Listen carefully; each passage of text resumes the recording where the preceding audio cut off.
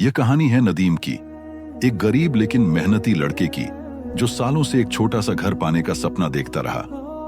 एक ऐसा घर जहां सुकून हो, खुशियां हों और थोड़ी सी मोहब्बत भी।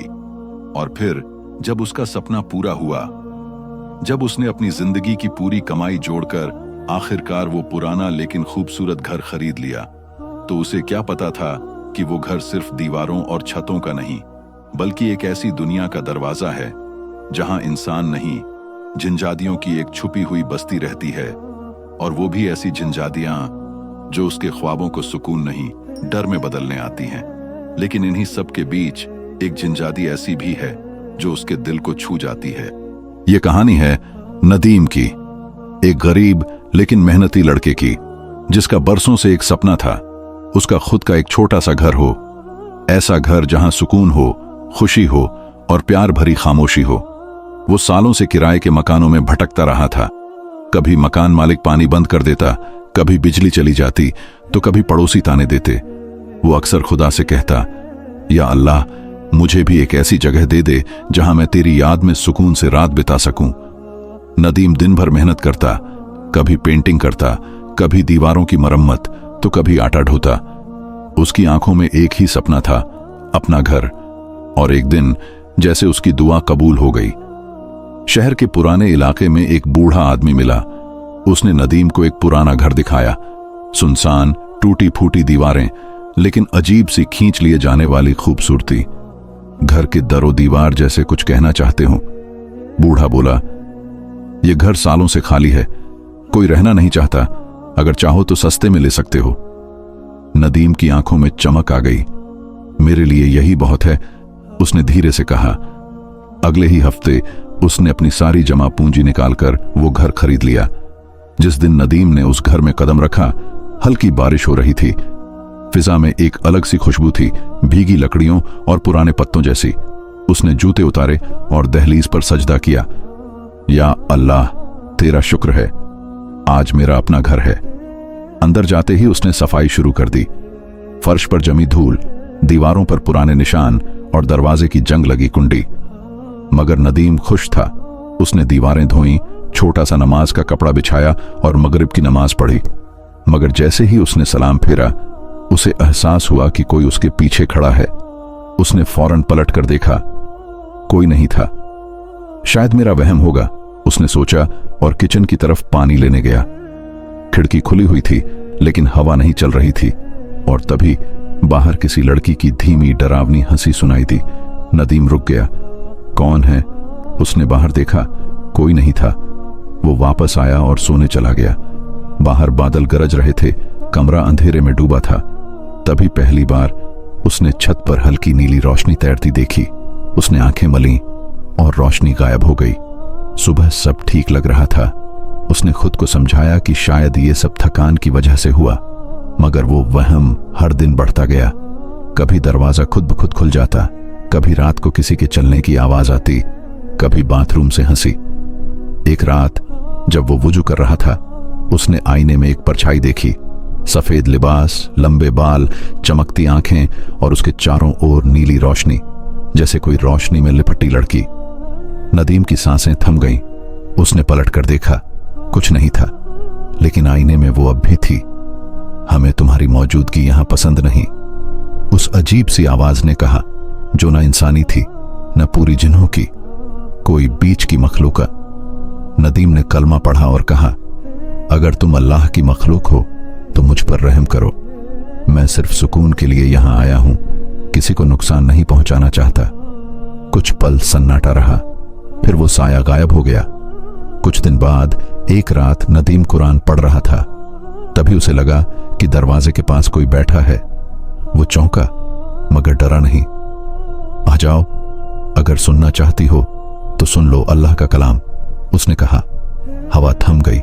वो पूरी रात पढ़ता रहा और उसे महसूस होता रहा कि कोई उसके साथ बैठा है, चुपचाप। अगले दिन उसे आंगन में परफ्यूम जैसी एक छोटी शीशी मिली, जिसकी खुशबू बेहद पाक और जानी पहचानी थी, जैसे किसी ने शुक्रिया कहा हो। उसी रात नदीम ने सपना देखा। वो खुद को उसी घर में देखता है, मगर सब कुछ रोशनी में नहाया हुआ। दीवारें चमक रही हैं, पेड़ों पर नीली रोशन परियां उड़ रही हैं और सामने एक लड़की खड़ी है जो न पूरी इंसान लगती है न पूरी रूह। वो कहती है, मैं तुम्हें तकलीफ नहीं देना चाहती नदीम। नदीम पूछता है, तो फिर बाकी सब क्यों डराते हैं? वो मुस्कुराकर कहती है, क्योंकि वो तुम्हें नहीं जानते, लेकिन मैं जानती हूं तुम्हारे दिल की सच्चाई। मैं उनसे कहूंगी कि तुम्हें परेशान ना करें, पर तुम ये घर मत छोड़ना, क्योंकि तुम यहां अकेले नहीं हो और ना ही हम सब बुरे हैं। नदीम ने सपने में सिर हिलाया। जब वो जागा तो उसे लगा जैसे हवा में एक खुशबू तैर रही हो और कोई उसके पास बैठकर दुआ पढ़ रहा हो। अब नदीम को उस घर से डर नहीं लगता था, लेकिन उसे नहीं पता था कि ये तो बस शुरुआत थी। अभी कई और जीन परियां मिलनी बाकी थीं, वो जो उसकी मौजूदगी को पसंद नहीं करती थीं, और सबसे बढ़कर वो एक झींजादी जो उसके दिल के बेहद करीब आ चुकी थी। रातें अब पहले जैसी खामोश नहीं रहीं। नदीम हर रात सोने से पहले कुरान पढ़ता, कमरे में अगरबत्ती या लोबान जलाता और हर कोने पर दुआ पढ़कर फूंकता। अब वो डरता नहीं था, लेकिन उसके दिल में किसी अनजानी मौजूदगी की एक अपनापन सी भावना आ चुकी थी, जैसे कोई है जो उसे अकेला नहीं रहने देता। कुछ दिन तक सब सामान्य रहा, न कोई हंसी, न कोई परछाई, न छत से आती नीली रोशनी। लेकिन फिर एक रात जब नदीम ने दरवाजा बंद किया और लेटा ही था, तो उसे लगा जैसे दरवाजे के दूसरी तरफ कोई खड़ा है। हल्की हल्की कदमों की आहट और फिर किसी के सांस लेने की धीमी लेकिन साफ आवाज। नदीम ने कहा, अगर तुम वही हो जो मुझे ख्वाब में मिली थी तो अंदर आ जाओ, मैं तुमसे बात करना चाहता हूं। दरवाजा खुद ब खुद खुल गया। एक रोशनी अंदर दाखिल हुई और उसके साथ वह आई, नीली चमक में लिपटी झंझादी। उसके चेहरे पर कोई घमंड नहीं था, सिर्फ एक मासूम सी नरमी। उसने कहा, मेरा नाम नूरा है, मैं इस घर की सबसे बड़ी रखवाली करने वाली हूं और मैंने अब तक तुम्हें बहुत सी चीजों से बचाया है, लेकिन इसके लिए एक शर्त है। नदीम ने धड़कते दिल के साथ पूछा, क्या शर्त है? तुम इस घर को सिर्फ अपनी मिल्कियत मत समझो, ये जगह हम सबकी है। तुम यहां रहो, लेकिन हमें तकलीफ मत दो और हम भी तुम्हें परेशान नहीं करेंगे। नदीम चुप हो गया, फिर धीमे से बोला, मैं किसी को तकलीफ देने वाला इंसान नहीं हूं, लेकिन मुझे यह जानना होगा कि मैं किन लोगों के साथ रह रहा हूं। नूरा मुस्कुराई। उसकी मुस्कान में डर नहीं था, बल्कि सुकून था, जैसे पतझड़ में चुपचाप गिरते हुए पत्ते। वक्त के साथ सब जान जाओगे, उसने कहा। उस रात के बाद नूरा हर रोज आती, कभी चुपचाप पास बैठती, कभी ख्वाबों में आकर दिलासा देती, कभी कुरान सुनने के लिए दीवार से टिक कर बैठ जाती। नदीम की जिंदगी में जैसे कोई अलग ही सुकून उतर आया था, लेकिन सुकून हमेशा नहीं टिकता। एक रात नदीम ने आंगन में कुछ आहट सुनी। जब वो बाहर निकला तो उसे एक साया भागते हुए दिखाई दिया। वो किसी औरत जैसा था, लेकिन उसकी आंखें अंगारे जैसी चमक रही थीं और उसका शरीर धुंधला था। नदीम ने आयतुल कुर्सी पढ़नी शुरू की। वो साया वहीं रुक गया और फिर एक डरावनी गूंजती आवाज आई, नूरा, तुम्हें बचा नहीं सकती इंसान, ये घर हमारा है, तुम जैसे फानी यहां ज्यादा दिन नहीं टिकते। नदीम पीछे नहीं हटा। उसकी आवाज कांप रही थी, लेकिन उसका ईमान मजबूत था। अगर तुम जिन हो और मुसलमान नहीं, तो मेरा रब तुम पर हावी है, और अगर तुम मुसलमान हो तो मुझे नुकसान पहुंचाना तुम्हारे दीन के खिलाफ है। साया एक अजीब सी आवाज में फुफकारा और फिर हवा में गायब हो गया। अगले दिन नूरा आई। वो परेशान लग रही थी। उसने कहा, वो जफरा थी, मेरी बहन, वो नहीं चाहती कि तुम यहां रहो। उसके लिए इंसान गंदगी है जो हर जगह कब्जा कर लेते हैं और नापाकी फैलाते हैं। नदीम ने पूछा, और तुम क्या सोचती हो इंसानों के बारे में? नूरा कुछ देर चुप रही, फिर बहुत धीमे से बोली, मैं मानती हूं तुम में एक ऐसी रोशनी है जो हमने सदियों से किसी इंसान में नहीं देखी। तुम बिना डरे दुआ करते हो, गुस्से के बिना सवाल करते हो, और तुमने हमें कभी बुरा नहीं समझा। शायद इसीलिए मेरा दिल तुम्हें कबूल कर चुका है। नदीम की नजरें उससे टकराईं। एक पल को समय थम गया। उसने धीमे से पूछा, क्या झंझादियों को भी मोहब्बत हो सकती है? नूरा ने अपनी पलकों को झुका लिया। हम रोशनी से बने हैं नदीम, और रोशनी का काम है किसी न किसी तरफ झुकना। मेरे दिल की रोशनी तुम्हारी तरफ झुक चुकी है। नदीम कुछ नहीं बोला। वो उस पल को हमेशा के लिए अपने भीतर सहेज लेना चाहता था। लेकिन कहानियां वैसी नहीं होती जैसी हम चाहते हैं, वो वैसी होती हैं जैसी किस्मत लिखती है। कुछ दिन बाद नदीम का एक रिश्तेदार, उसका चचेरा भाई फारूक, उससे मिलने आया। उसने घर देखा और फौरन कहा, तू पागल है क्या? लोग कहते हैं इस घर में जिन रहते हैं। ये घर मनहूस है। नदीम हल्की मुस्कान के साथ बोला, कभी कभी मनहूस समझी जाने वाली जगहें भी पनाह देती हैं। उस रात फारूका वहीं रुका। रात को उसे किसी लड़की की हंसी सुनाई दी, जैसे किसी बगीचे में कोई गुलाब हंस रहा हो। उसने नदीम को जगाया, लेकिन नदीम ने सिर्फ इतना कहा, अगर वो तुमसे कुछ कहना चाहती हैं तो सुन लो। जब तक तुमका दिल साफ है वो तुम्हें नुकसान नहीं पहुंचाएंगी। फारूक डर गया और सुबह होते ही चला गया। अब नदीम समझ चुका था कि ये राज ज्यादा दिन तक नहीं छिप पाएगा। शहर में बातें फैलने लगीं। लोग कहने लगे कि नदीम जिनों के साथ रहता है। कुछ डरने लगे, कुछ मजाक उड़ाने लगे और कुछ जलने लगे कि एक गरीब लड़का उस घर में कैसे रह रहा है। एक रात नूरा फिर आई। उसका चेहरा परेशान था। उसने कहा, अब वक्त आ गया है कि तुम सच्चाई जान लो नदीम। नदीम ने पूछा, कौन सी सच्चाई? नूरा ने बताया, ये घर कभी इंसानों का नहीं था। सदियों पहले एक नेक जिन ने इसे इबादत के लिए वक्फ कर दिया था। यहां कुरान की तिलावत होती थी, दुआओं की आवाजें गूंजती थीं और जिनों की सालेह जमातें यहां टिकती थीं। लेकिन फिर वक्त बदला। इंसानों ने अपनी हवस में सब पर कब्जा करना शुरू कर दिया। हम छुप गए और अब तुम पहले इंसान हो जो सिर्फ सुकून की तलाश में यहां आया है। न लालच, न घमंड, न बुराई। नदीम की आंखों में हैरानी थी। उसने पूछा, तो क्या यह जगह आज भी इबादत के लायक है? नूरा बोली, अगर तुम चाहो तो फिर से बन सकती है। नदीम ने फैसला कर लिया। उसने एक कमरा सिर्फ इबादत के लिए तय कर दिया। वहां सिर्फ एक जानमाज, कुरान, अगरबत्ती और एक छोटा सा दिया रखा। नूरा ने उसे दुआएं दी, लेकिन जफरा और बाकी जिनजादियों को यह सब गवारा नहीं था। उसी रात जब नदीम सो रहा था, कमरे की खिड़की खुल गई और ठंडी हवा अंदर घुस आई। उसके बिस्तर के पास काली धुंध उतरने लगी। जब उसकी आंख खुली तो उसने देखा कि छत से उलटे लटकते हुए साए उसे घूर रहे हैं। एक खौफनाक आवाज गूंजी, तुम्हें यह घर छोड़ना होगा या हम तुम्हारी रूह ले जाएंगे। नदीम ने आंखें बंद कीं और सूरह यासीन की तिलावत शुरू कर दी। रोशनी उसके सीने से उठी और पूरे कमरे में फैल गई। साए चीखने लगे, दीवारें कांपने लगीं और एक ही पल में सब गायब हो गया। नदीम बेहोश हो गया। जब उसे होश आया, नूरा उसके सिरहाने बैठी थी। उसकी आंखों में आंसू थे।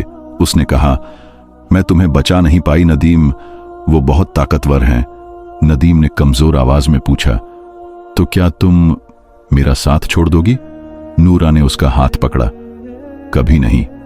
अब तुम सिर्फ एक इंसान नहीं रहे, तुम मेरे ईमान का हिस्सा बन चुके हो। नदीम ने आंखें बंद की। अब वो सिर्फ इंसानों की दुनिया में नहीं था। उसका दिल उस मखलूक से जुड़ गया था जिसे ये दुनिया कभी स्वीकार नहीं करेगी। लेकिन दिल का रिश्ता कभी इजाजत नहीं मांगता। अब कहानी उस मोड़ पर आ चुकी थी जहां मोहब्बत नदीम की आंखें सुबह खुलीं तो धूप से भरा कमरा उसे अजनबी सा लगा, जैसे वो किसी और दुनिया से लौट कर आया हो। अब नूरा उसे हर सुबह भी नजर आने लगी थी, कभी किचन में, कभी आंगन में, जैसे उसकी अदृश्य मौजूदगी उस घर का एक स्थायी हिस्सा बन गई हो। नदीम का दिल बेइंतहा उसकी ओर खींचने लगा था। वो जानता था कि यह रिश्ता अजीब है, अनोखा है और शायद इस दुनिया के नियमों से परे है, लेकिन नूरा उसकी खामोशी को समझती थी, उसकी दुआओं के मायने जानती थी और सबसे बढ़कर उसके दिल की पाकीज़गी को महसूस कर लेती थी। एक रात नूरा आई और बोली, नदीम, मुझे तुमसे कुछ कहना है, लेकिन पहले ये बताओ, तुमने अब तक शादी क्यों नहीं की? नदीम चौंका। यह सवाल उसने खुद से भी कभी नहीं पूछा था। शायद इसलिए कि मैं हमेशा सुकून की तलाश में रहा, किसी ऐसे रिश्ते की जो दिल को चैन दे। और अब जब तुम्हें देखता हूं तो लगता है कि वो चैन तुम हो। नूरा के होंठ कांपे, उसकी आंखों में हल्की नमी थी। तुम जानते हो, हमें जिनजादियों को मोहब्बत करने की इजाजत है, लेकिन इंसानों से रिश्ता, हमारे कबीले में इसे पाप माना जाता है। नदीम ने गहरी नजर से उसकी आंखों में देखा और कहा, अगर मोहब्बत पाप है तो फिर दुआ क्या है? नूरा चुप हो गई, जैसे कुछ कहना चाह रही हो, लेकिन उसकी रोशनी में वो शब्द कहीं खो गए। अगले दिन एक हलचल मच गई। जफरा और उसकी साथी जिनजादियों ने नदीम के खिलाफ खुला मोर्चा खोल दिया। आसमान में बिजली कड़कने लगी, घर की दीवारों में दरारें पड़ने लगीं और आंगन में अचानक आग की लपटें उठने लगीं। नदीम डरा नहीं, उसने कुरान खोला और ऊंची आवाज में सूरह रहमान की तिलावत शुरू कर दी। फबिअय्यि आले रब्बिकुमा तुकज्जिबान। उसकी आवाज में एक अलग सी रोशनी थी, ऐसी गूंज जो सिर्फ उस दुआ में होती है जो दिल से निकली हो। जिनजादियों के वजूद कांपने लगे। उसी पल नूरा सामने आई, अपने असली नूरानी रूप में। उसका जिस्म रोशनी से बना था, बालों में नीले सितारों जैसे चमकते धागे थे और उसके पीछे की हवा जैसे खुद सजदे में झुकी हुई थी। बस करो जफरा, मैंने उसे चुन लिया है। वो अब सिर्फ इंसान नहीं, मेरा रक्षक है और मेरी रोशनी भी। जफरा चीखी, तुम उसके साथ रहोगी? एक इंसान के साथ? नूरा ने बहुत धीरे से कहा, अगर वो इंसान है तो मैं भी वही हूं जो मोहब्बत में अपना वजूद भूल चुकी है। नदीम के चारों ओर हवा थम गई, दीवारें जैसे सजदे में गिरने को थीं। आसमान पर एक बादल फटा और बारिश शुरू हो गई। जफरा ने आखिरी बार नदीम को देखा, फिर एक रोशनी की लकीर बनकर गायब हो गई। उसी रात नदीम ने एक सपना देखा जिसमें एक सफेद लिबास पहने बुजुर्ग उसे दिखाई दिए। उनका चेहरा रोशनी में डूबा था और उस पर एक अजनबी सा सुकून था। उन्होंने कहा, तुम्हें चुना गया है नदीम। नदीम ने पूछा, किस लिए? दो दुनियाओं के बीच पुल बनने के लिए। तुम वो इंसान हो जिसने सिर्फ अपना दिल पाक नहीं रखा बल्कि हमारी मखलूक को भी सुकून दिया। अब तुम्हारी दुआ सिर्फ तुम्हारे लिए नहीं बल्कि उनके लिए भी है जो रोशनी से बने हैं लेकिन अंधेरे में खो गए थे। नदीम चौंक गया। उसने पूछा, तो क्या नूरा? बुजुर्ग बोले, नूरा तुम्हारे नसीब का हिस्सा है लेकिन इसकी एक कीमत है। इंसानों से दूरी, इस दुनिया से अलग जीवन और एक ऐसा वक्त जिसमें वक्त का कोई मतलब नहीं होगा। नदीम ने कुछ देर सोचा, फिर कहा, अगर उसकी नजदीकी में दुआ बाकी रहती है तो मैं हर कीमत कबूल करता हूं। सुबह जब उसकी आंख खुली तो आंगन में नीली रोशनी की पतली लकीरें थीं, जैसे कोई पवित्र पल धरती पर उतर आया हो। नूरा सामने खड़ी थी, सफेद झालरदार कपड़ों में, और उसकी आंखों में वो सवाल था, क्या तुम मेरा हाथ थामोगे इस दुनिया से निकलकर हमारी रोशनी में आने के लिए? नदीम ने एक कदम आगे बढ़ाया।